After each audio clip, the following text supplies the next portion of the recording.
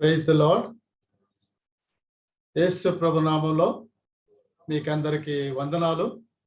ఈరోజు మనమందరం కలిసి దేవుని నామాన్ని స్తుతించడానికి, ఆరాధించడానికి దేవుని వాక్య వెలుగులో అతి ప్రాముఖ్యమైన సబ్జెక్ట్ యవ్వనస్తులకు ముఖ్యంగా వివాహం విషయంలో, వివాహం కొరకు సిద్ధపాటు, వివాహం కొరకు కావలసిన గైడ్ లైన్స్, ఇలాంటివన్నీ మనం చూసుకోవడానికి దేవుడు మనకిచ్చిన భాగ్యాన్ని బట్టి దేవుని స్తుతిద్దాం. ఈరోజు ఒక్కరోజు మాత్రమే కాకుండా మనము కొన్ని సిరీస్ ఆఫ్ మెసేజెస్ ఈ యొక్క వివాహానికి సిద్ధపడే విషయంలో, యవ్వనస్తుల యొక్క జీవితాలు, యవ్వనస్తులకు వచ్చే రకరకాల ఆలోచనలు, వాటిని దైవ వాక్యానుసారంగా ఏ విధంగా మలుచుకోవాలి, వివాహం కొరకు ఎలా సిద్ధపడాలి, వివాహంలో దేవుని చిత్తాన్ని ఎరిగి దేవుని చిత్త ప్రకారంగా వివాహం చేసుకొని వారు దేవుని యొక్క మహిమ కొరకు ఎలా జీవించాలి, ఆ విషయాలన్నీ మనము ఈ యొక్క సిరీస్ ఆఫ్ మెసేజెస్ లో మనం చూడబోతున్నాం. ఈ యొక్క అంశం గురించి మనం ఆలోచిస్తున్నట్లయితే, నేటి సమాజం, we are living in the post modern society, 21st century post modern society.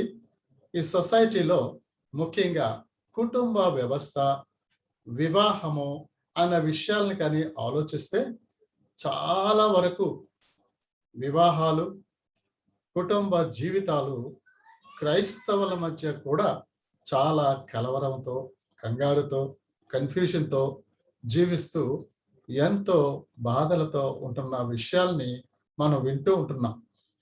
ఇలాంటి పరిస్థితుల్లో దేవుని వాక్యం వివాహాన్ని గురించి ఏమీ బయలుపరిచింది?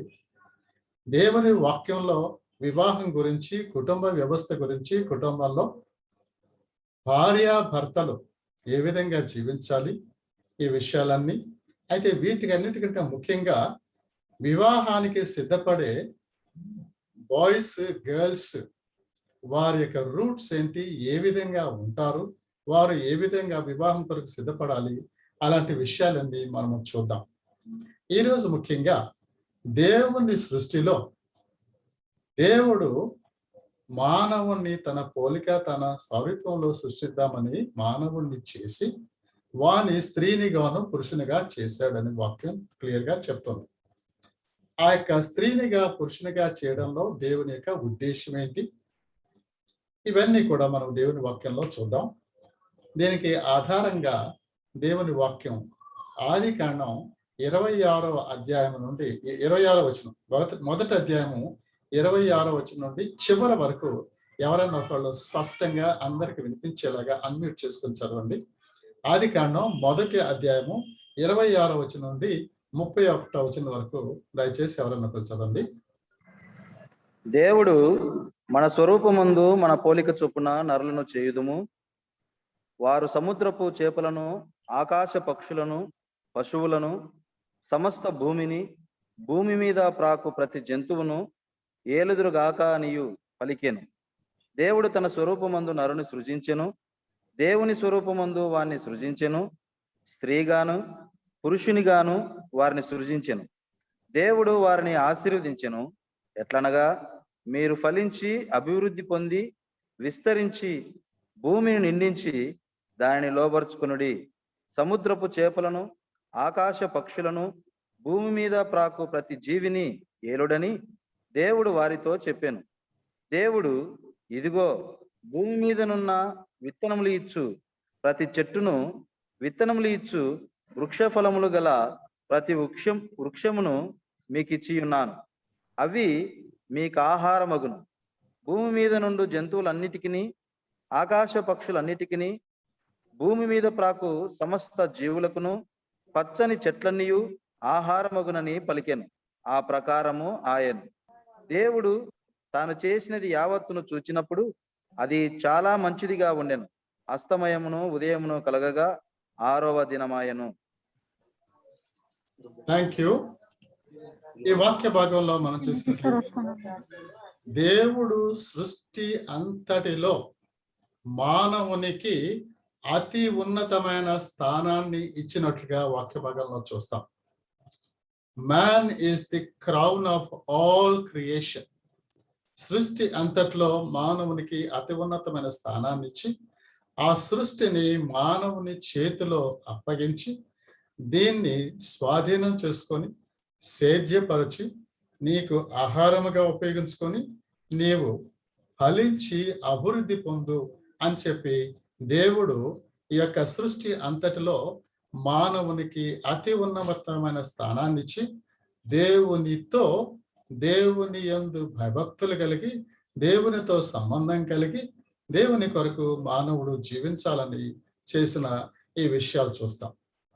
అది కన్నా 1వ అధ్యాయం 26 నుండి చివరి వరకు చదివే వాక్య భాగంలో కొన్ని విలువైన సత్యాలు ఉన్నాయి. ఆ విలువైన సత్యాలు మీ ముందు పెడతాను. ఆ విలువైన సత్యాలు మనము చూద్దాం.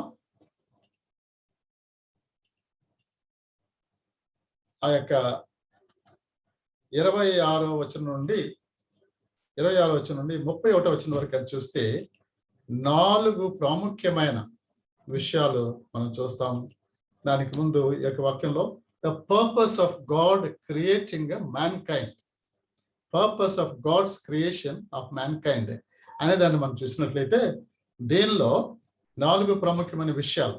ఒకటి, గాడ్ అండ్ హిస్ క్రియేషన్, దేవుడు సృష్టిని చేయడం మొదటిది గాడ్. సెకండ్, ఆ సృష్టిలో అతి ప్రాముఖ్యమైనది గార్డెన్. గార్డెన్ అతి ప్రాముఖ్యమైనది గార్డెన్. మూడోది చూసినట్టయితే ఆ యొక్క గార్డెన్ ని గార్డియన్ గా ఉండటానికి మ్యాన్ ఇంపార్టెంట్. గార్డెన్ ని గాడ్ చేయడానికి ఒక గార్డియన్ గా దేవుడు మానవుణ్ణి సృష్టించాడు. ఆ మానవుడు ఒక్కడే కాకుండా మానవునికి సాటి అయిన సహకారి తన భార్యను ఇచ్చి ఆ యొక్క తోటలో పని చేయమని దేవుడిచ్చాడు. కాబట్టి ఆ యొక్క తోటలో పని చేస్తుంటుండగా మానవునికి అతి విలువైన సంబంధం, సహవాసం, గైడెన్స్ ఉండటానికి great love relationship with God. There was a great love relationship with God and man obeying to God's command. 4 విషయాలు. God and his creation. 2, garden. Garden లో మానవుడు దేవుని యొక్క ఉద్దేశాల ప్రకారంగా జీవించడానికి భార్యాభర్తలుగా వారు చేయడం. 4, మానవుడు దేవునితో ఆ గొప్ప ప్రేమ సంబంధాలతో జీవిస్తూ దేవుని ఆజ్ఞకు లోబడి మానవుడు దేవుని యొక్క ఉద్దేశాలు సఫలపరచాలని దేవుడు అక్కడ మానవుని కొరకు సృష్టి అంతట్లో మానవుడు ఎంత ప్రాముఖ్యమైన వాడో దయచేసి గమనిద్దాం. సృష్టి అంతట్లో మానవుడు ఎంత విలువైన వాడు. దేవుడు మానవుని చేతిలో సృష్టి అంతటిని పెట్టిన విషయాలను ఈ యొక్క వాక్య భాగంలో చూస్తాం. కాబట్టి దేవుని యొక్క సృష్టిని కాపాడడానికి ఐదేను తోటలో దేవుని ఉద్దేశాలు నెరవేర్చడానికి ప్రారంభం చేసినప్పుడు దేవుడు మానవుడు ఒక్కడనే ఉంచలేదు, కానీ అతనికి సాటి అయిన సహకారి కావాలని చెప్పి అతనికి భార్యను ఇచ్చినట్లుగా అక్కడ మనం చూస్తున్నాం.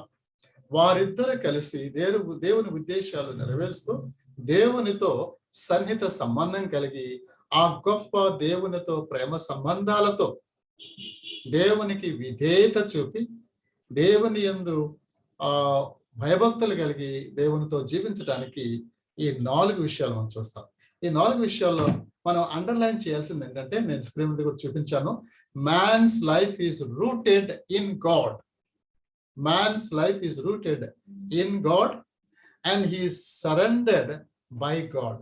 Man is surrendered by God. మానవుని యొక్క జీవితము దేవునిలో రూట్ చేయబడింది, లేక స్థాపించబడి ఉన్నది. ఒక చెట్టుకి వ్రేళ్లు ఏ విధంగా భూమిలో ఉంటాయో మానవ జీవితానికి వ్రేళ్లు లాగా దేవునిలో, దేవునితో, దేవుని కొరకు మానవుడు జీవించడానికి దేవుడు మానవుణ్ణి ఆయనలోని స్థాపించాడు. అంతేకాకుండా మానవుణ్ణి ఆయనలో స్థాపించిన తర్వాత God is surrounding man. God is surrounding man in his life. తన యొక్క జీవితంలో దేవుని కొరకు దేవుని ఉద్దేశాల ప్రకారంగా జీవించడానికి దేవుడే మానవుని సరౌండ్ చేస్తూ కాపాడుతూ ఉంటున్న విషయాలు ఈ యొక్క ఆదికాండ 1వ అధ్యాయము 26 నుండి 31 వరకు మనము చాలా విషయాలు ఉన్నాయి, కానీ 4 విషయాలు మీ ముందు పెట్టాను. దీని మీద మరొక దైవ భక్తుడు వివాహాన్ని గురించిన విషయాలు రాస్తూ క్రిస్టఫర్ యాష్ అనే ఆయన మ్యారీడ్ ఫర్ గాడ్ అనే బుక్ లో నుండి నేను మీకు ప్రజెంట్ చేస్తున్నాను. 4 విషయాలు ఇదే ప్యాసేజ్ ఉంది. ఆయన ఇచ్చిన 4 విషయాలు ఏంటంటే, we are made in the image and the likeness of God. దేవుడు మనలను ఆదికాండం 1:26 ప్రకారంగా మన పోలిక మన సారూప్యం చొప్పున చేద్దామని దేవుడు సృష్టించాడు. అనగా దేవుని యొక్క ఆత్మీయ జ్ఞానము, దేవుని యొక్క విచక్షణ జ్ఞానము, దేవుని యొక్క విల్ పవర్ మానవుని షేర్ చేసుకుంటూ మానవుడు దేవునితో సంబంధం కలిగి దేవుని యొక్క రిప్రజెంటేటివ్ గా, ఆయన పోలిక సారూప్యం అంటే ఆయన రిప్రజెంటేటివ్ గా మనము భూమి మీద ఉండాలని.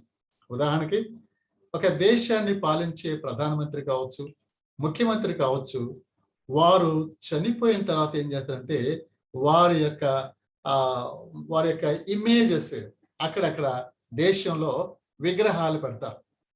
వారిని రిప్రజెంట్ చేస్తూ దేశంలో విగ్రహాలు పెడతారు, వారిని గుర్తు చేసుకోవడానికి. అలాగే God, to know God, to remember God's power, దేవుడు మానవుడిని ఏం చేశాడంటే ఆయన పోలిక ఆయన సారూప్యంలో సృష్టించాడు. అంచేత మన జీవితం ఎలా ఉండాలంటే we have a unique dignity unlike animals. జంతువుల వల్ల కాకుండా మనము ప్రత్యేకంగా దేవుని పోలిక, మనం ఈ లోకం ఆనాడు ఆదాము అవ్వలు ఆ యొక్క ఏదెన్ తోటలోను ఆ భూమి మీద సకల జీవరాశులు పశువులు అవన్నీ ఉన్నాయి, కానీ వాటన్నిటిలో ఏది కూడా మానవునికి సాటి అయిన సహకారులు కాదు. అవన్నీ మానవుడు సేద్యపరుచుకొని స్వాధీనపరుచుకొని తాను జీవించడానికి ఆహారంగా ఇవ్వబడ్డవి, కానీ జంతువుల్లాగా మానవుడు కాదు, కానీ దేవునితో పోలిక. అంచేత మనము భూమి మీద జీవిస్తున్నప్పుడు డిగ్నిటీ, గాడ్లీ లైఫ్ అండ్ ఆ యొక్క డిగ్నిటీ, దేవుని పోలిక, దేవుని సారూప్యం మనలో ఉన్నదన్న ఆ యొక్క డిగ్నిటీ మన జీవితంలో ఉండాలి అని చెప్పేది మొదటి పాఠం. రెండోదిగా చూసినట్లయితే we are interested with a unique privilege. మనకు ఒక ప్రత్యేకమైన భాగ్యం ఇవ్వబడ్డది, అవకాశం ఇవ్వబడ్డది. అదేంటంటే we are to fill the earth with men and women who will care for it. మానవుడు ఏదైనా తోటలో ఉంచింది ఎందుకోసం అంటే తోటలో ఉంచిన తర్వాత దేవుడు ఇంకేం చేశాడంటే తోడు ఇచ్చాడు. తోడు ఎవరు? సాటి అయిన సహకారి. తోడు ఆ యొక్క తోటలో ఆ పని చేస్తుంటగా ఫలం, తోడు పని ఫలము దేవుడిచ్చాడు. తోడు అంటే ఆదాముకి అవ్వను సాటిని సహకారిగా ఇవ్వడం అంటే మ్యారేజ్ చేసి వాళ్ళని కుటుంబంగా ఏర్పాటు చేశారు. తోట ఏంటంటే ఇప్పుడు మనం అర్థం చేసుకోవాల్సింది దేవుడు మనకిచ్చిన కుటుంబంలో భార్య భర్తలు, తోడు పని, దేవుని చిత్తములో కుటుంబాన్ని కట్టుకుంటూ దేవుని మహిమ కొరకు జీవించడం పని. ఫలం ఏంటి? ఆనాడు ఆదామవ్వలకి ఆ ఏదెను తోటలో ఫలాలు, ఈనాడు మన కుటుంబాల్లో దేవుడు మన కొరకు అనుగ్రహించే సంతాన ఆశీర్వాదము. ఆ సంతాన ఆశీర్వాదంతో కుటుంబంగా దేవుని చిత్తాన్ని భూమి మీద నెరవేర్చడానికి దేవుడు మానవుని ఉంచాడు. కాబట్టి మొదటిది maintaining the godly dignity in our lifes. రెండోది ఏంటంటే వర్కింగ్ ఇన్ ద గార్డెన్, అంటే మన కుటుంబంలో దేవుడు మనలను ఎక్కడ సాక్షిగా ఉంచాడో అక్కడ వర్క్, రెస్పాన్సిబిలిటీ. అది దేనికోసం? To fill the world. దేనితోటి? దేవుని ఏర్పాట్లో ఉన్న మెన్ అండ్ ఉమెన్ తోటి. అంటే మనుషులందరూ ఆ విధంగా రావాలి. ఆ మనుషులు సృష్టించబడ్డప్పుడు ప్రతి మనిషి కూడా సృష్టికర్తను ఎరిగి సృష్టికర్త కొరకు జీవించడానికి. అది మూడో పాఠంగా చూసినట్లయితే we are created male and female. స్త్రీగాను పురుషుడిగా చేశాడు. So we have to use our maleness and femaleness to care for God's word. దేవుని యొక్క ప్రపంచాన్ని ఆనాడు ఆదామవులు ఏదైనా తోటను, ఈనాడు మనము జీవించే ఈ యొక్క ప్రపంచంలో భారతదేశంలో మనమున్న రాష్ట్రము, ఆంధ్ర రాష్ట్రము, తెలంగాణ రాష్ట్రము, మన రాష్ట్రములో మనమున్న పట్టణము, గ్రామము, అక్కడ దేవుని కొరకు కేరింగ్ ఫర్ దట్, దాన్ని మనము జాగ్రత్తగా కేర్ చేయడానికి, ముఖ్యంగా ఆ యొక్క కేర్ తీసుకొని జాగ్రత్తగా ఉండాలంటే మేల్నెస్ అండ్ ఫీమేల్నెస్, అంటే మ్యారేజ్ మ్యాటర్స్. మన యొక్క దేవుని చిత్త ప్రకారంగా జీవించడానికి అవర్ మ్యారేజ్ మ్యాటర్స్. మన యొక్క మ్యారేజ్లో పురుషుడు తన బాధ్యత, స్త్రీ తన బాధ్యత, పురుషుడు భర్తగా, తండ్రిగా తన బాధ్యత, స్త్రీ భార్యగా, తల్లిగా తన బాధ్యత. Hour marriage matters a lot.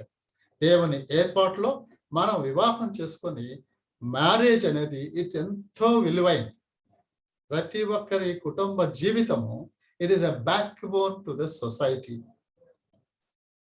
And even the nation. కాబట్టి అక్కడ our marriage matters, maleness and femaleness. పురుషుడి యొక్క బాధ్యతల్లో యోగ్యమైన వాక్యానుసారమైన భర్తగాను, యోగ్యమైన వాక్యానుసారమైన తండ్రిగాను, స్త్రీ ఫిమేల్నెస్ లో చూసినట్లయితే యోగ్యమైన భార్యగాను, యోగ్యమైన తల్లిగాను వారు జీవితాంతము ఆ యొక్క దేవుడిచ్చిన పాత్రలను కాపాడుకుంటూ జీవించడానికి hour marriage matters. Marriage is very very important. అందుకోసమని మ్యారేజ్ కొరకు మనము ఏదో ఆషామాషిగా కనిపించిన అమ్మాయిని ప్రేమించి పెళ్లి చేసుకోవడం కాదు, కనిపించిన అబ్బాయిని ప్రేమించి పెళ్లి చేసుకోవడం కాదు. It has a roots. దేవుని గొప్ప ప్రణాళిక. అదే మన పాట విన్నాం కదా, ఇది వివాహం అనేది దేవుని గొప్ప ప్రణాళిక. కాబట్టి నీ జీవితం, నా జీవితం, మనందరి జీవితాలు దేవుని ప్రణాళికలో అవి జరగాలంటే మనము దేవునికి విధేయత చూపి దేవుని యొక్క చిత్త ప్రకారంగా మన మ్యారేజ్ అనేది it's an important matter. It is an important matter. దాని కొరకు మనము జీవించాలి. నాలుగవదిగా చూస్తే we are to rejoice with our creator. This implied Genesis and spelled out in Psalms 8. 8వ కీర్తనలో కానీ చూసినట్టయితే ఆ కీర్తనకారుడు ఏమంటాడంటే 4వ వచనం 5వ వచనాల్లో, ఓ దేవా, నరుని జ్ఞాపకం చేసుకుంటూ పాటివాడు, వాణ్ణి దేవదూతల కంటే కొంచెం తక్కువ వాణిగా చేశావు. అయితే ఈ సృష్టి అంతటిని వాని పాదముల కింద పెట్టావు దేవా, వానికి అంత గొప్ప స్థానాన్ని ఇచ్చావు దేవా అని చెప్పి కీర్తనకారుడు దేవుని స్తుతిస్తున్నాడు. సో 4వ పాఠం ఏంటంటే దేవుని యొక్క అద్భుతమైన కృపలో అంత ఉన్నతమైన స్థానాన్ని మానవునికి ఇవ్వగా, when God has made us a crown of the whole creation, మనం ఏం చేయాలంటే we need to rejoice with God. దేవుని యొక్క సన్నిధిలో, దేవునితో సహవాసంలో, దేవునికి విధేయత చూపే దాంట్లో we need to rejoice with our creator God. అందుకే మనకు స్తుతి ఆరాధన చర్చెస్ లో ప్రతి ఆదివారం కలిసినప్పుడు స్తుతి ఆరాధన, ప్రతిరోజు ఇంట్లో కుటుంబ ఆరాధనలో స్తుతి ఆరాధన, ప్రతిరోజు మన క్వైట్ టైం చేస్తున్నప్పుడు స్తుతి ఆరాధన, enjoying, rejoicing the presence of God, practising the presence of God and ఆ యొక్క వాక్యం ప్రకారం. కాబట్టి we are to live in thankfully dependence on God. ఆ దేవుని సన్నిధిని అనిపిస్తూ కృతజ్ఞత బుద్ధితో in thankfully dependence on God and cheerfully obedience to God's command. దేవుని మీద ఆధారపడి, దేవుని ఆజ్ఞకు లోబడి దేవుని సన్నిధిలో జీవించడం. Marriage matters and obedience matters. Obedience to God matters.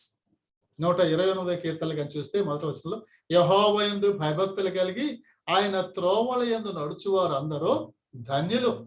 యెహోవా యందు భయభక్తులు కలిగి ఆయన త్రోవల యందు నడుచువారు అందరూ ధన్యులు అని చెప్పి వాక్యం చెప్తుంది. కాబట్టి ఆ విధంగా మనము దేవుని కొరకు జీవించడానికి ఆదికాండం 1వ అధ్యాయము 26 నుండి 37 వచనాలు కానీ చూస్తే, ఈ క్రిస్టఫర్ యాషన్ ఆయన మ్యారీడ్ ఫర్ గాడ్ అనే దాంట్లో ఈ 4 పాఠాలు చెప్తాడు. ఈ 4 పాఠాలు చాలా ప్రాముఖ్యమైనవి. నేను ముందు ఆల్రెడీ చెప్పాను, God's creation, 2 God's garden, 3 garden చేయడానికి మానవుడు మానవునికి సాటి అయిన సహకారి, 4 ఆ యొక్క దేవుని యొక్క మహిమ కొరకు మనము జీవించిన విషయాలు దీంట్లో చూసాము. అలాగే మనము జాగ్రత్తగా గమనించినట్టు ఈ 4 పాఠాలను దృష్టిలో ఉంచుకొని మనము ముందుకు పోదాం. ఇక్కడ ముఖ్యంగా దేవుడు మానవుణ్ణి స్త్రీగా పురుషునిగా చేయడం ఏంటి? Why did God create man, women and why not? ఎందుకు దేవుడు 2 పురుషుల్నే చేయలేదు, 2 స్త్రీలనే చేయలేదు? It's very important point. ఎందుకోసం అంటే దాని యొక్క గొప్ప ఏర్పాటు చాలా ఉన్నతమైనదిగా ఉన్నది. అసలు స్త్రీనిగా పురుషునిగా చేయడంలో దేవుని యొక్క అర్థం ఏంటి? మనం కానీ చూస్తే దీన్ని స్త్రీనిగా పురుషునిగా చేసేదాన్ని ఇంగ్లీష్లో ఒక మాట అంటారు, సెక్షువాలిటీ, డిఫరెన్సెస్ ఆఫ్ సెక్స్. మనం ఒక ఉద్యోగం కోసం చూస్తూ అప్లికేషన్ పెడతా ఉంటే ఆ అప్లికేషన్లో మనం డిఫరెన్స్ చేయడానికి మేల్ ఆర్ ఫీమేల్, సెక్స్ అనే టైటిల్ ఉంటుంది. దానికి ఎదురుగా నువ్వు మేలా ఫీమేలా అని ఉంటావు. అది సెక్షువాలిటీ అంటే దాన్ని తెలుగులో లైంగికత్వము అనగా స్త్రీ ఆ పురుషుడా అనేది. దానిలో why did God create man and women? దేవుడు స్త్రీని పురుషులను ఎందుకు సృష్టించాడు? వారి మధ్య స్త్రీ పురుషులకు సంబంధాలు ఏంటి అని కానీ చూస్తే ఆ రూట్ మీనింగ్ ఏంటంటే ఆ యొక్క సెక్షువాలిటీ అంటే ఒకరినొకరు ప్రేమించబడే సామర్థ్యత, ప్రేమించబడే సామర్థ్యతకు దేవుడు వారిని స్త్రీనిగాను పురుషునిగా చేశారు. ఒకరినొకరు ప్రేమించబడ్డ ఆ యొక్క సామర్థ్యాన్ని ఇచ్చాడు మానవునికి. ఈ యొక్క సామర్థ్యతలో 2 విషయాలు ఉంటాయి, జాగ్రత్తగా గమనించాలి. ఈ సామర్థ్యతలో స్త్రీ పురుషులుగా మానవుల్ని దేవుడు సృష్టించి వారిని భూమి మీద ఇచ్చినప్పుడు 2 విషయాలు ఉంటాయి. ఒకటి జెనెటికల్, లేకపోతే మానవునికి ఉన్న శరీరంలో ఉన్న జీన్స్, శారీరక అంటే జెనిటల్, అది శరీర సంబంధమైన విషయాలు. దాంట్లో రాకుట, లైంగిక సంబంధాలు కలిగి ఉంటాం.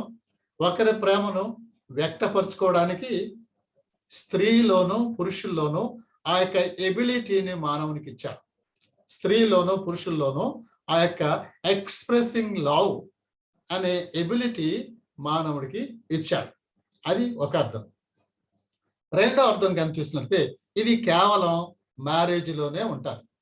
ఈ యొక్క శారీరక జెనిటల్ ఎక్స్ప్రెషన్ ఆఫ్ లవ్ అది కేవలం మ్యారేజ్లోనే ఉంటుంది. రెండోది కానీ చూసినట్లయితే సాంఘిక అఫెక్టివ్ అండ్ సోషల్ అంటే సాంఘిక ప్రేమ సంబంధాలు, సమాజంలో ప్రేమ సంబంధాలతో ఒకరినొకరు జాగ్రత్తగా చూసుకుంటూ అర్థవంతమైన సంబంధాలు కాపాడుకుంటాం.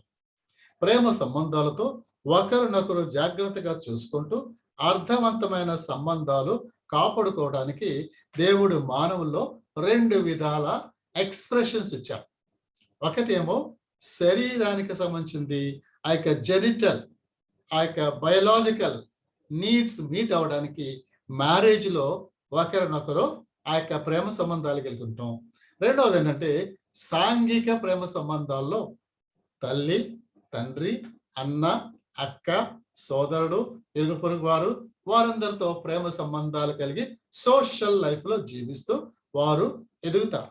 ఆ విధంగా పుట్టి కుటుంబంలో తల్లిదండ్రుల దగ్గర ఒక అబ్బాయి ఒక అమ్మాయి ఎదుగుతూ ఉంటే ఆ హెల్తీ రిలేషన్షిప్స్ లో boy is brought up as a boy, women is brought up as a girl, is brought up as a girl. వాళ్ళు చిన్నప్పటి నుంచి ఆ అమ్మ నాన్న దగ్గర కుటుంబంలో పెరుగుతూ ఉంటే దేవుడు వారికి ఆల్రెడీ ఇచ్చిన యొక్క జీన్స్ లో ఉన్నాయి. అవి ఎదిగే కొద్ది అభివృద్ధి అవుతూ ఉంటాయి.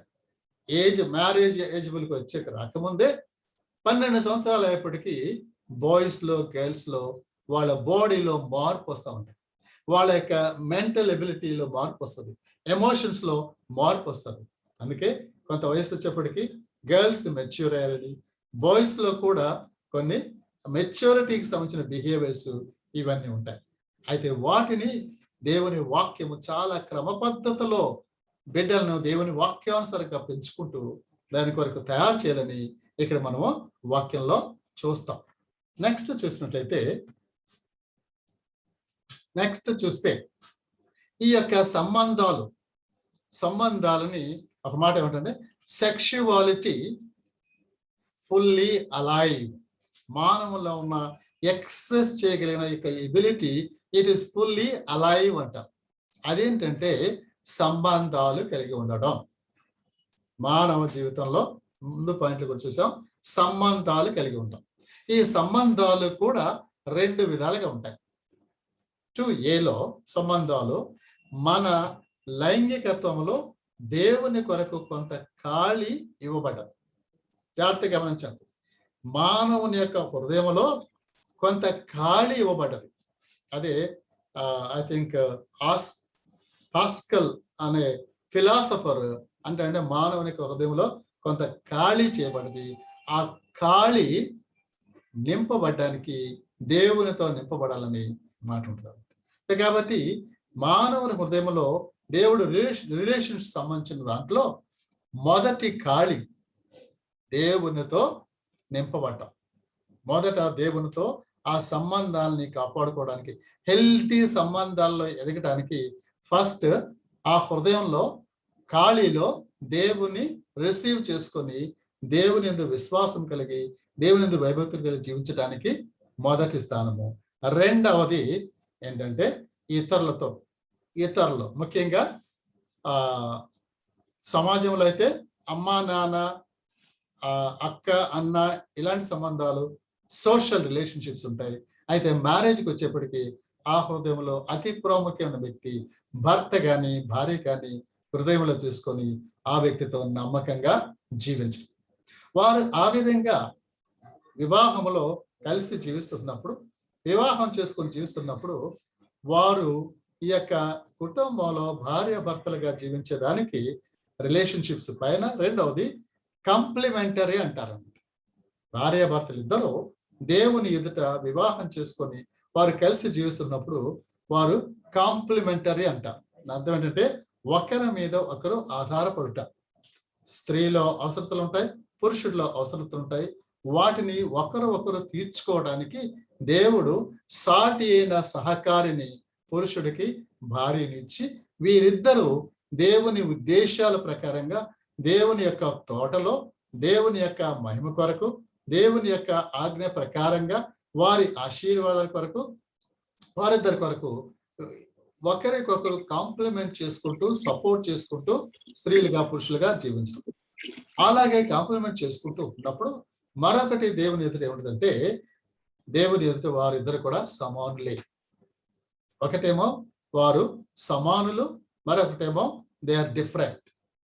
వారు దేవుని ఎదుట సమానులు, రెండవది దేవుని ఎదుట డిఫరెంట్. సమానులు అన్నప్పుడు ఏంటంటే ఒకరి మీద ఒకరు ఆధారపడుతూ ఒకరికొకరు లోబడి దేవుని ప్రేమలో దేవుని యందు భయభక్తులు కలిగి జీవిస్తారని చెప్పి ఎఫెసీ పత్రిక 5:21 ఏముంటుందంటే క్రీస్తునందలి భయముతో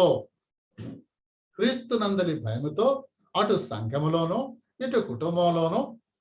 ఇది మనం జాగ్రత్తగా గమనిస్తే ఎఫెసీ పత్రిక 5వ అధ్యాయము 1 నుండి 20వ వచనం వరకు చూస్తే సమాజంలో జీవితానికి సంబంధించింది. ఎఫెసీ పత్రిక 5వ అధ్యాయము 20 నుండి చివరి వరకు చూస్తే కుటుంబానికి సంబంధించింది. ఈ రెంటికి సంబంధించిన మధ్యలో ఒక శాండ్విచ్ లాగా మధ్యలో ఉన్నది ఏంటంటే ఎఫెసీ 5:21. ఎఫెసీ 5:21 అటు సమాజానికి ఇటు కుటుంబానికి సంబంధించింది ఏంటంటే మీ రిలేషన్షిప్స్ లో క్రీస్తునందు భయము కలిగి ఒకరికొకరు లోబడండి అంటాం. కాబట్టి కుటుంబంలో ఉన్నప్పుడేమో భార్యాభర్తలు ఒకరికొకరు లోబడటం, సంఘంలో ఉన్నప్పుడేమో సంఘంలో సహవాసంలో ఒకరికొకరు లోబడి దేవుని మహిమ కొరకు జీవించడం. కాబట్టి వారు ఒక విధంగా చూస్తే ఈక్వల్, దేవుని ఎదుట భర్త భార్య ఇద్దరు సమానమే. కానీ వాళ్ళు మళ్ళీ రెండోది చూస్తే దే ఆర్ డిఫరెంట్. ఎందుకు డిఫరెంట్ అంటే వారు ఒకరి మీద ఒకరు ఆధారపడడానికి, ఒకరి కొరత ఒకరు తీర్చుకోవడానికి తప్పనిసరిగా వారు డిఫరెంట్ గా ఉండాలి. అందుచేత వారిని దేవుడు స్త్రీని గాను పురుషుని గాను చేశాడు. కాబట్టి ఆదికాండం 2వ అధ్యాయము 21 నుంచి 25 వరకు అని చూస్తే, ఆదికాండం 2:21 నుంచి 25 వరకు ఆ యొక్క డిఫరెన్స్ ని కానీ మనం చూస్తే, బహుశా ఎవరైనా చదువుతారా? ఆదికాండం 2:21 నుంచి 25 వరకు చదవండి. అప్పుడు దేవుడైన యెహోవా ఆదామునకు గాఢ నిద్ర కలగజేసి, అతడు నిద్రించినప్పుడు అతని ప్రక్కటెముకలలో ఒక దానిని తీసి ఆ చోటును మాంసంతో పూడ్చివేసెను. తరువాత దేవుడైన యెహోవా తాను ఆదాము నుండి తీసిన ప్రక్కటెముకను స్త్రీనిగాను నిర్మించి ఆమెను ఆదామును దక్కు తీసుకొని వచ్చెను. అప్పుడు ఆదాము ఇట్లా, నేను నా ఎముకలలో ఒక ఎముక, నా మాంసములలో మాంసము, ఇది నరుల నుండి తీయబడిన గనుక నారి అనబడెను. కాబట్టి పురుషుడు తన తండ్రిని తన తల్లిని విడిచి తన భార్యను హత్తుకొనును, వారు ఏక శరీరమై ఉందురు. అప్పుడు ఆదామును అతని భార్యయు వారిద్దరూ దిగంబరులుగా ఉండిరి, అయితే వారు సిగ్గునెరగక ఉండిరి. రైట్. ఈ వాక్య భాగంలో వారి డిఫరెన్స్ మనం కానీ చూసినట్లయితే, వారిద్దరు కూడా పురుషుడు స్త్రీ వేరు వేరు, కానీ వారిద్దరు భార్య భర్తలుగా చేయబడ్డప్పుడు పురుషుడు తన భార్యలో ఉన్న డిఫరెన్స్ ని రికగ్నైజ్ చేస్తాడు. తన భార్యలో ఉన్న డిఫరెన్స్ ని రికగ్నైజ్ చేసి తాను ఎంతో ప్రేమపూర్వకంగా he was immersed in his love and he was appreciating the difference. ఆమెలో ఉన్న ఆ యొక్క మృదుత్వము, అందము, ఆకర్షణీయత దానంతటిని కూడా తాను అప్రిషియేట్ చేస్తూ, తాను ఒక విధంగా చెప్పాలంటే దేవుడు నాకు ఇచ్చిన మంచి బహుమానం అన్నట్టుగా తాను ఎక్స్ప్రెస్ చేస్తూ ఉంటున్నాడు. ఆ విధంగా ఆ యొక్క డిఫరెన్స్ వాళ్ళలో ఉంటుంది. మన వివాహాన్ని గురించి, మ్యారేజ్ రిలేషన్షిప్స్ లో చాలా దీని గురించి ఇంకా వివరాలు ఎక్కువగా చూస్తాము. కాబట్టి ఆ యొక్క డిఫరెన్స్ ఉంటుంది. వారిద్దరు కూడా ఒకరినొకరు అభినందించుకుంటూ వివాహంలో జీవిస్తున్నప్పుడు ఆ యొక్క వివాహానికి దేవుడిచ్చిన, వారిద్దరు భార్యాభర్తలుగా జీవించడానికి దేవుడిచ్చిన గొప్ప ఒక స్ట్రక్చర్ ఏంటంటే, పురుషుడు తల్లిని తండ్రిని విడిచి భార్యను హత్తుకోవడం, భార్య కూడా తల్లిని తండ్రిని విడిచి భర్తను హత్తుకొని ఇద్దరు జీవించడం. ఆ విధంగా ఇద్దరు భార్యాభర్తలుగా జీవిస్తున్నప్పుడు వారు దిగంబరులై సిగ్గు ఎరుగక ఉన్నారు. అంటే అర్థం ఏంటంటే, వారు ఏ విషయంలో కూడా దాపరికం లేకుండా ఇద్దరు కూడా, ఇంక్లూడింగ్ ద బాడీలో కూడా ఏ దాపరికం లేకుండా యథార్థత, వారు దేవుని ఎదుట యథార్థత, ఇద్దరు భార్యాభర్తల మధ్య యథార్థత కలిగి జీవించడం అనే దాన్ని అక్కడ మనం చూస్తాం. కాబట్టి రిలేషన్షిప్ లో మనం జాగ్రత్తగా గమనించాలి. సమాజంలో రిలేషన్షిప్ వచ్చేసి అమ్మ నాన్న, తల్లి తండ్రి, అన్న అక్క చెల్లి, ఇరుగు పొరుగు వారు అందరితో సంబంధాలు కలిగి ఉండటానికి దేవుడు ఆ యొక్క సెక్షువల్ ఎబిలిటీ, స్త్రీ పురుషుల తేడాను పెట్టాడు. అదే క్వాలిటీ తోటి భార్య భర్తలైతే ఎక్స్క్లూజివ్ రిలేషన్షిప్ తోటి వారు ఉండడానికి దేవుడు ఆ విధంగా చేశారు.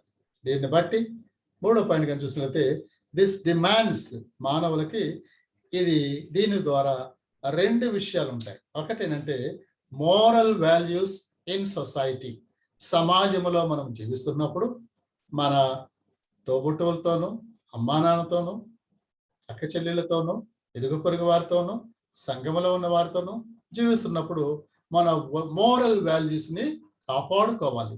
అదే మనం కానీ చూసినట్లయితే దేవుడు మోషే ద్వారా బయలుపరిచినవి లేవియాకాండం 18వ అధ్యాయము 1 నుండి 5 వరకు అని చూస్తే, దేవుడు మోరల్ లైఫ్ ని, అక్కడ ఎథికల్ లైఫ్ ని అక్కడ బయలుపరుస్తాడు. ఏమంటాడంటే, లోకస్తులు జీవించినట్లు మీరు జీవించక, మీకు దేవుడు ధర్మశాస్త్రాన్ని ఇచ్చాడు కాబట్టి ఆ యొక్క ధర్మశాస్త్రం ప్రకారంగా దేవుని యందు భయభక్తులు కలిగి మోరల్ వాల్యూస్ ని మెయింటైన్ చేయాలని అంటాడు. ఆ తర్వాత రెండవదిగా చూస్తే సెక్షువల్ ప్యూరిటీ. దేవుడు మానవునికి, స్త్రీ పురుషులకు ఆ యొక్క లైంగిక పవర్ ఇచ్చాడు కాబట్టి దాన్ని మ్యారేజ్ లో సెక్షువల్ ప్యూరిటీ కలిగి జీవించడానికి అది ఇచ్చాడు. అది మనము లేవియకాండం 18వ అధ్యాయము 6వ వచనం నుండి దాదాపుగా చివరి వరకు చూస్తే, మీరు అది ఇప్పుడు మనకి చదవక్కర్లేదు, మీరు తర్వాత చదవండి. దాంట్లో క్లియర్ గా ఉంటుంది, ఎవ్వరు కూడా వారి యొక్క లైంగిక సంబంధాలు ఇతరులతో ఉండకూడదు. చివరికి పురుషుడు పురుషుతోటి, స్త్రీ స్త్రీతో కూడా ఉండకూడదు. వారి సొంత భార్య ఉండాలన్న విషయాలు, భార్య భర్తలుగా ఉండాలన్న విషయాలు లేవియకాండం 18వ అధ్యాయము 6వ వచనం నుండి చివరి వరకు చాలా స్పష్టంగా, చాలా వివరంగా వ్రాయబడ్డది. మీరందరూ కూడా ప్రతి ఒక్కరు అది తీసి చదవండి. దాని ద్వారా సెక్షువల్ ప్యూరిటీ ఉంటాం. దానికి కనెక్టెడ్ గా హెబ్రీ పత్రిక 13వ అధ్యాయము 4వ వచనంగా చూసినట్లయితే మనకందరికి బాగా తెలిసింది. ప్రతి వివాహంలో చదువుతారో, వివాహము అన్ని విషయంలో ఘనమైనది, పానుపు నిష్కలంకమైనది. వివాహము అన్ని విషయంలో ఘనమైనది, పానుపు నిష్కలంకమైనది. అనగా వివాహము చేసుకున్న తర్వాత భార్యాభర్తలు ఇద్దరు వారి లైంగిక సంబంధాలు కలిగి జీవించటం అనేది అది పరిశుద్ధమైనది, పానుపు నిష్కలంకమైనది, దానిలో దోషం లేదు. అంతేకాదు, దాని ద్వారా దేవుడు సంతాన ఆశీర్వాదాన్ని అనుగ్రహిస్తాడు. ఒకవేళ ఎవరైనా వేశ్య సంఘులకు దేవుడు వేశ్యలతో సంబంధం కలిగి ఇరుగు పొరుగు వాళ్ళతో, లేకపోతే తన వివాహం యొక్క వాగ్దానాన్ని తప్పిపోయి ఇతర పురుషులతోటి, ఇతర స్త్రీలతోటి లైంగిక సంబంధాలు కలిగి ఉంటే అట్టి వారి మీదకి దేవుడి యొక్క తీర్పు ఉంటుందని చెప్పి స్పష్టంగా చూస్తున్నాం. కాబట్టి ఇది బహుశా మీరు ఇంతకు ముందు విని ఉండకపోవచ్చేమో. ఈ యొక్క సెక్షువాలిటీ అనేది మనకందరికీ చాలా స్పష్టంగా అర్థమై ఉండాలి. అంచేత ప్రతి పురుషుడు, ప్రతి స్త్రీ తాను చిన్నప్పటి నుంచే, ఒక మాట చెప్పాలంటే బాయ్స్ అండ్ గర్ల్స్ చిన్నప్పటి నుంచి హెల్దీ అట్మాస్ఫియర్ లో పెంచబడాలి. హెల్దీ అట్మాస్ఫియర్ లో పెంచబడాలి. హెల్దీ అట్మాస్ఫియర్ లో పెంచబడనందువల్ల, జాగ్రత్త గమనించండి, ఈనాడు ప్రపంచంలో ఇద్దరు అబ్బాయిలు పెళ్లిళ్ళు చేసుకోవచ్చు, ఇద్దరు అమ్మాయిలు పెళ్లిళ్ళు చేసుకోవచ్చు. వాళ్ళకి అలాంటి అట్రాక్షన్, అలాంటి లవ్ డెవలప్ అయింది. ఎందుకోసం అంటే every person is independent, he can choose what ever he wants.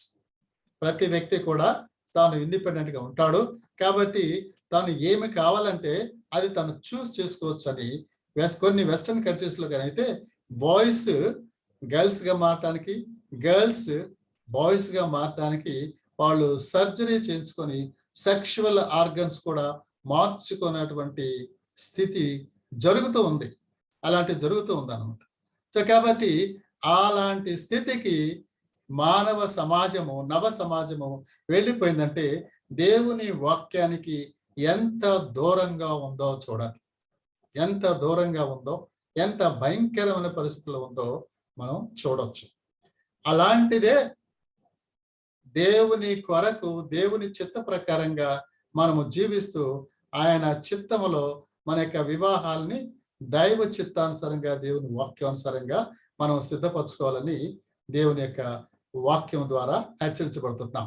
అంచేత ఈ టైంలో సెక్షువాలిటీ, దేవుడు స్త్రీని గాను పురుషుని గాను సృష్టించిన విషయాల్ని మీ కొరకు టైం తీసుకొని నేను చెప్పాను. అవి చాలా ప్రాముఖ్యం. వాటిని మనం అర్థం చేసుకున్నప్పుడే మన యొక్క వివాహాన్ని గురించి కూడా మనము అర్థం చేసుకోగలం. వాటిని అర్థం చేసుకున్నప్పుడే వివాహాన్ని, దైవికమైన వివాహాన్ని అర్థం చేసుకోగలం. అది మనకు తెలియనప్పుడు స్లోగా మనం ఏమైపోతామంటే డ్రిఫ్ట్ అయిపోతాం. దేవుని యొక్క చిత్తము, దేవుని యొక్క ఉద్దేశం నుండి డ్రిఫ్ట్ అయిపోయి అది దూరం అయిపోయి దేవుని చిత్తానికి దూరం అయిపోతాం. ఎందుకంటే దేవుడు మానవుని ఆయన పోలిక ఆయన సారూప్యంలో సృష్టించాడంటే మానవునికి దేవుడిచ్చిన ఆ యొక్క పోలిక సారూప్యం ఏంటంటే దేవునితో సంబంధం కలిగి ఆత్మీయ ఎబిలిటీ కలిగి ఉండటానికి, దేవుని అర్థం చేసుకోవడానికి ఇంటలెక్చువల్ ఎబిలిటీ కలిగి ఉండటానికి, దేవుని కొరకు తీర్మానం చేసుకోవడానికి మానవునికి విల్ పవర్ ఇచ్చాడు. దీనంతట్లో మనము దేవుని వాక్యాన్ని చదువుతున్నప్పుడు, దేవుని చిత్తములో అభివృద్ధి అవుతున్నప్పుడు, వివాహ విషయంలో ఆయన చిత్త ప్రకారంగా మన వివాహాలు చేసుకోవాలి. దాని ప్రకారంగా మనం సిద్ధపడాలని దేవుని వాక్యంలో మనం చూస్తున్నాం. ఇప్పుడు మనం what is God centred marriage, what is God centred marriage అనే దాని గురించి మనం చూసుకున్న తర్వాత ఈ 2 పాయింట్స్ మీదనే ఈరోజు మనకు కొంత టైం తీసుకొని we will discuss. నేను చెప్పిన దాని మీద మీకు ఎంతవరకు అవగాహన అయింది, ఎంతవరకు గాడ్ సెంటర్డ్ మ్యారేజ్ గురించి మనం అర్థం చేసుకుంటామో దాని వరకే మనం ఈరోజు చూసిన తర్వాత మళ్ళీ నెక్స్ట్ సెషన్లో వివాహంలో ఆ యొక్క వ్యక్తులను ఇండివిజువల్ బాయ్స్ గర్ల్స్ వ్యక్తులను చూస్ చేసుకునే విషయం, తర్వాత వివాహం ఎలా చేసుకోవాలి ఆ విషయాలన్నీ అవి తర్వాత చూద్దాం. ఇప్పుడు మెయిన్గా గాడ్ సెంటర్డ్ మ్యారేజ్ అనే దాని గురించి మనం చూద్దాం.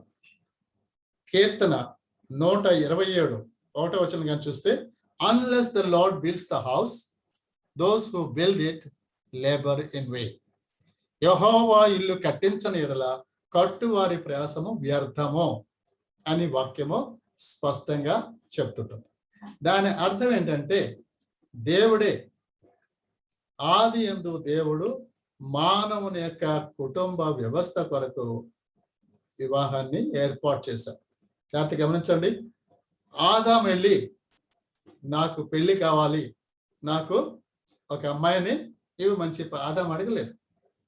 దేవుడు ఆదాము కొరకు, ఆదాము వివాహము అవసరం ఉన్నదని దేవుడు గమనించి అతనికి సాటి అయిన సహాయాన్ని మ్యారేజ్ అమ్మాయినిచ్చి మ్యారేజ్ చేసి కుటుంబాన్ని స్థాపించాడు.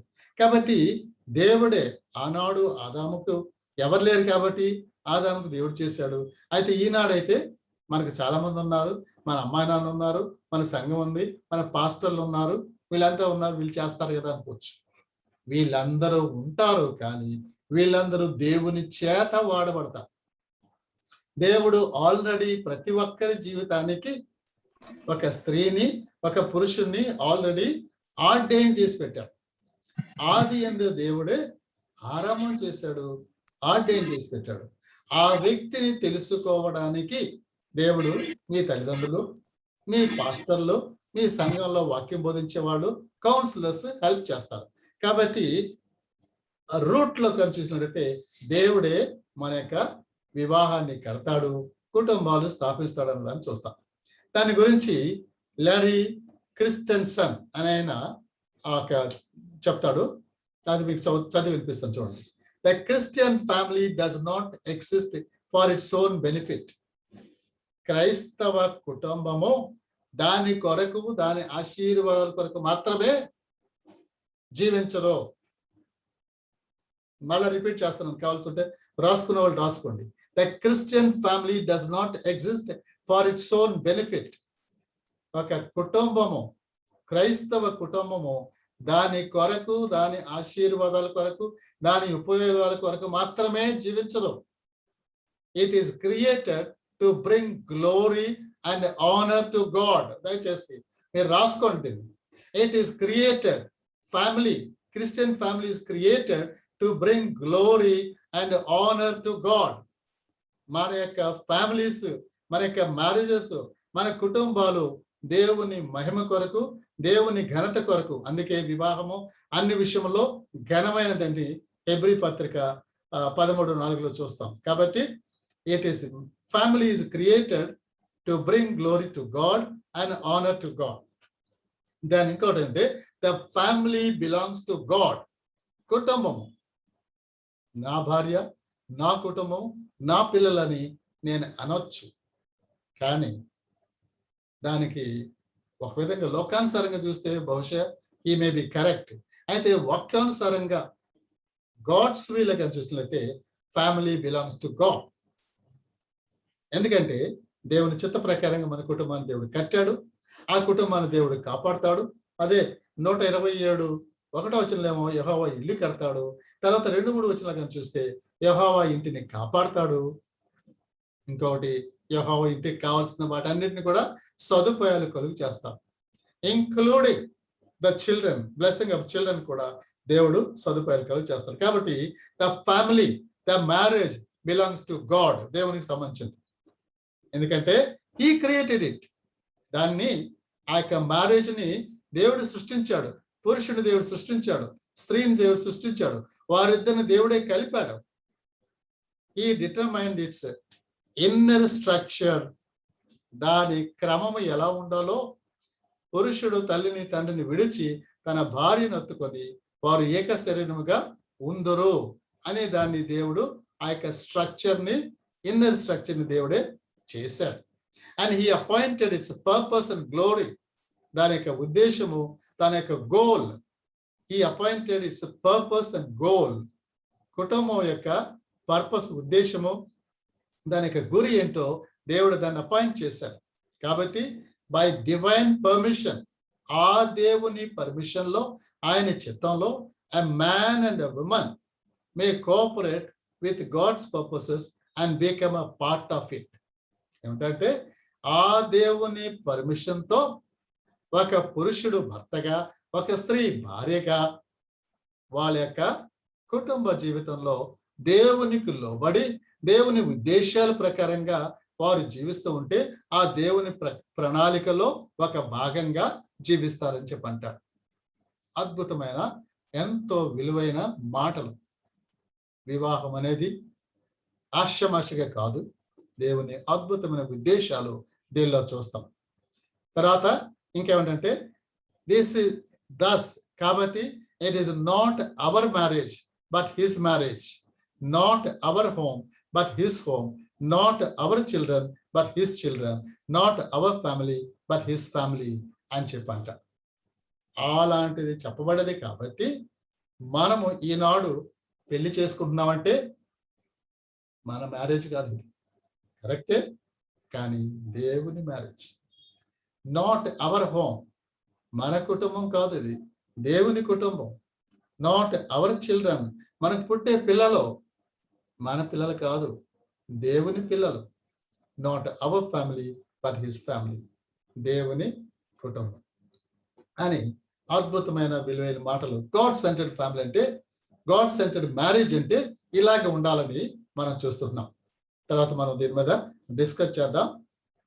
రైట్, ఇంకా చూద్దాం. నెక్స్ట్ ఇంకొకటిగా చూస్తే డైట్రిక్ బోన్హోపర్ అనే ఆయన వివాహాన్ని గురించి ఈ విధంగా చెప్పాడు. అది తెలుగులో ఉంది, నేను మీకు వినిపిస్తాను. ఆయన ఏమంటారంటే, వివాహం అనగా బైబిల్ ఏం చెప్తుంది?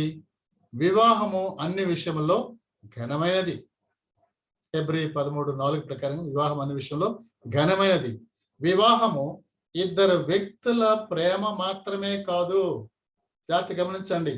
ఈనాడు చాలా మంది అబ్బాయిలు అమ్మాయిలు ప్రేమించుకొని ఫలానా అమ్మాయిని చేసుకుంటాను లేకపోతే నేను చచ్చిపోతాను, ఫలానా అబ్బాయిని చేసుకుంటాను లేకపోతే నేను చచ్చిపోతాను అనేటువంటి ప్రేమ, అది వాక్యానుసారమైన ప్రేమ కాదు. వివాహము ఇద్దరు వ్యక్తుల ప్రేమ మాత్రమే కాదు. వివాహములో గొప్ప హోదా మరియు శక్తి ఉన్నది. గొప్ప హోదా, శక్తి అంటే గొప్ప శక్తి, గొప్ప ఆనర్ ఉన్నదన్నమాట. తర్వాత ఇది పరిశుద్ధ అభిషేకం. వివాహం అనేది, క్రైస్తవ వివాహం అనేది, గాడ్ సెంటర్డ్ మ్యారేజ్ అనేది ఇది పరిశుద్ధ అభిషేకం. వివాహం ద్వారా దేవుడు మానవ జాతిని యుగాంతం వరకు తయారు చేయుచున్నాడు. జాతి గమనించండి. వివాహం ద్వారా మానవ జాతిని యుగాంతం వరకు దేవుడు తయారు చేస్తున్నాడు. ఇది ప్రేమ అనే, ఇద్దరి ప్రేమ అనే ప్రపంచంలో వారిద్దరే ఉండొచ్చు, కానీ పరిశుద్ధ వివాహంలో అది కాదు. పరిశుద్ధ వివాహంలో దేవుని మహిమ మరియు దేవుని రాజ్యము కొరకు తరాలను లేపుటకు మీ కుటుంబాన్ని, మీరు చేసుకునే పెళ్లి తర్వాత కుటుంబాన్ని ఒక గొలుసులాగా దేవుడు వాడుకుంటాడు అంటాడు. మీ ప్రేమలో మీ సంతోషమే అనే ప్రపంచం కనిపించవచ్చు, కానీ పరిశుద్ధ వివాహం ద్వారా లోకం పట్ల మరియు మానవ జాతి పట్ల దేవుడు నీకు ఒక బాధ్యతను ఇచ్చాడు. అదేంటంటే భర్తగా, భార్యగా దేవుడు కుటుంబాన్ని కట్టాడు. నీ ప్రేమ అనేది నీ సొంత ఆస్తి కావచ్చు, కానీ వివాహం అనేది నీ సొంత ఆస్తి కాదు. ఇది దేవుడిచ్చిన గొప్ప విలువైన బాధ్యత. ఇది దేవుడిచ్చిన పిలుపు. ఆఫీస్, భర్తగా, భార్యగా దేవుడిచ్చిన పిలుపు. It is an office. It's a calling. It is a calling. కాబట్టి వివాహం అనేది అది ఎంతో విలువైందని ఈ యొక్క ముందు స్టేట్మెంట్ ద్వారా, ఇప్పుడు స్టేట్మెంట్ ద్వారా మనం చూస్తున్నాం. కావున వివాహం కొరకు సిద్ధపడుతున్న యవ్వనస్తులు ఆలోచించాలి. వివాహం కొరకు తయారవుతున్న తల్లిదండ్రులు వివాహం విషయంలో దైవిక పద్ధతిలో ఆలోచించాలి. వివాహం కొరకు బోధిస్తూ తయారు చేస్తున్న పాస్టర్లు, సంఘ పెద్దలు ఈ యొక్క వివాహం విషయంలో జాగ్రత్తగా ఆలోచించాలి. దైవ కేంద్రిత వివాహం, దేవునికి మహిమ తెచ్చే వివాహం అనేది మనము మొదటగా పునాదులు మైండ్లో పడాలి, హృదయంలో పడాలి. దేవుని కొరకు మనం దాన్ని తయారు చేయాలి.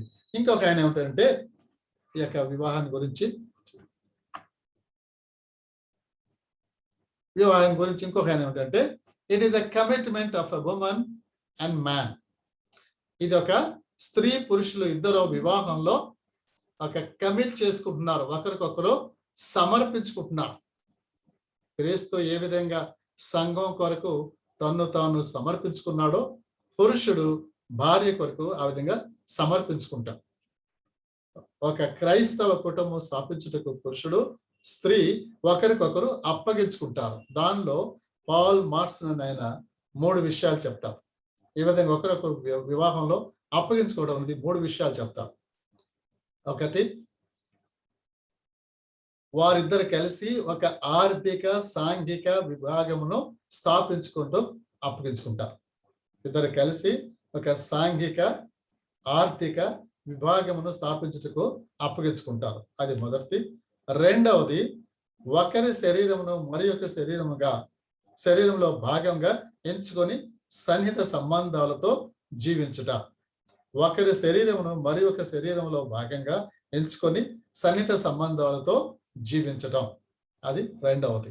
మూడవది ఏమిటంటే ఒకరినొకరు సన్నిహిత సంబంధాలతో ఎదుగుచు క్రమముగా లైంగిక కోరికలు తీర్చుకుంటూ దేవుని కొరకు జీవిస్తారు వివాహంలో అని చెప్పి పాల్ మార్ట్సన్ అని చెప్తారు.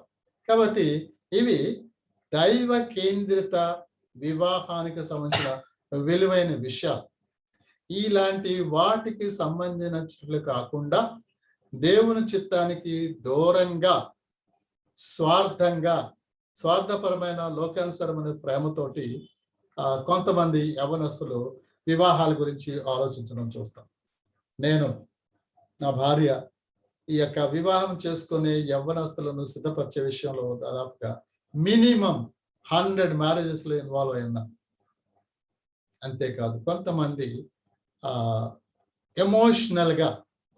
ఎమోషనల్ గా రాంగ్ వేలో కూడా సెలెక్ట్ చేసుకొని ఇలాంటి విలువైన విషయాలు తెలియక పొరపాటు పడ్డ వాళ్ళు, సఫర్ అవుతున్న వాళ్ళని కూడా మేము చూసాం.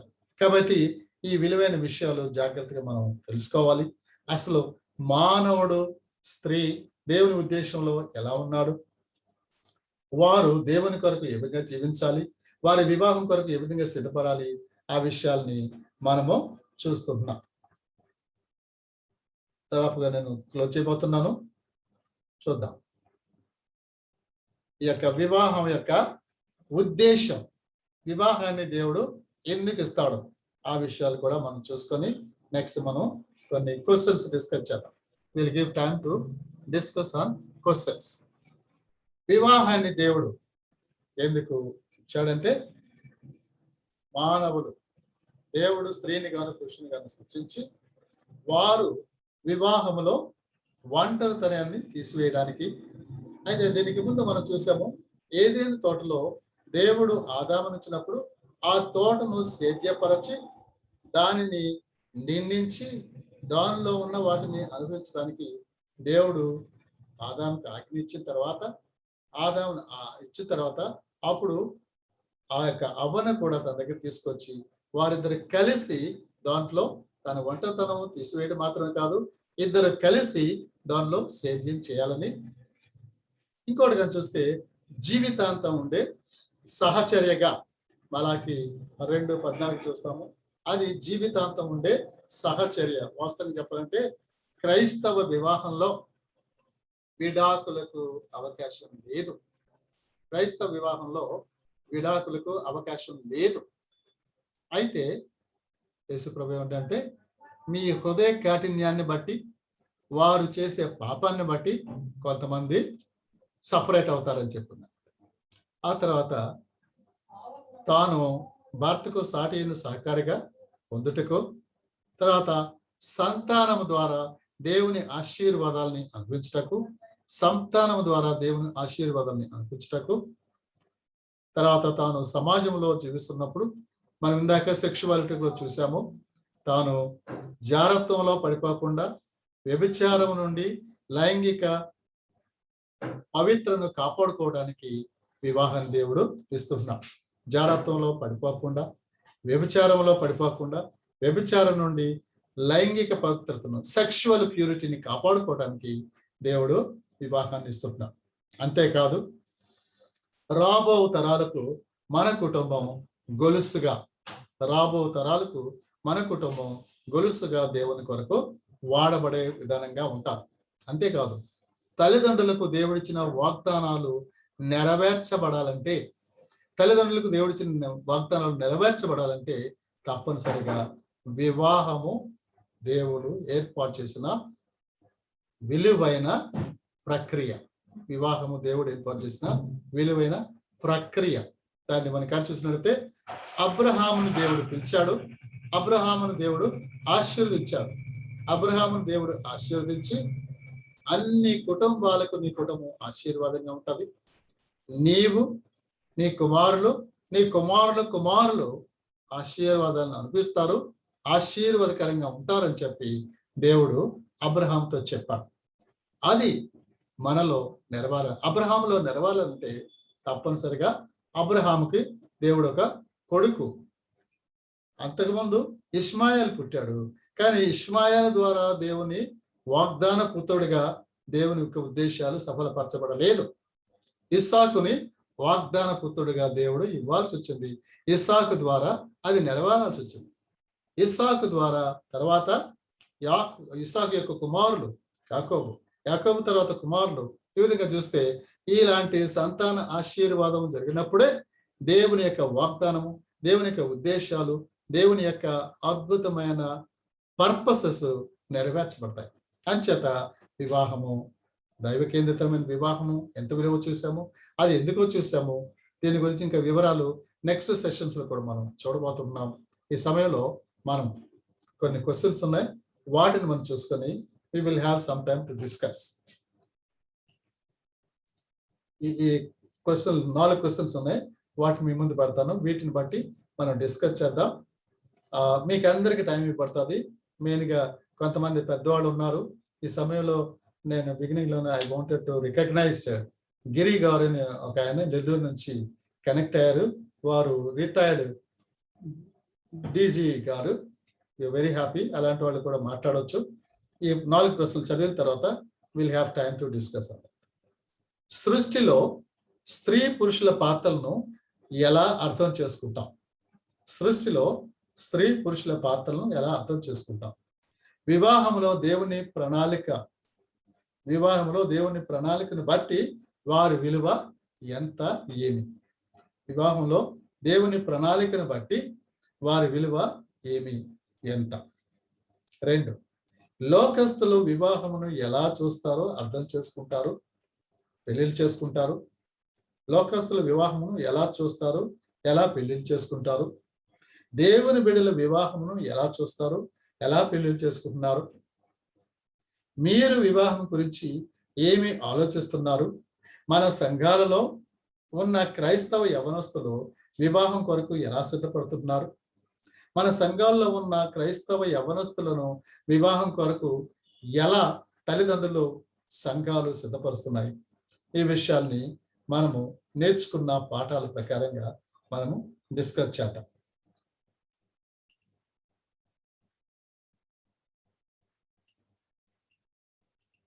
Over to the director.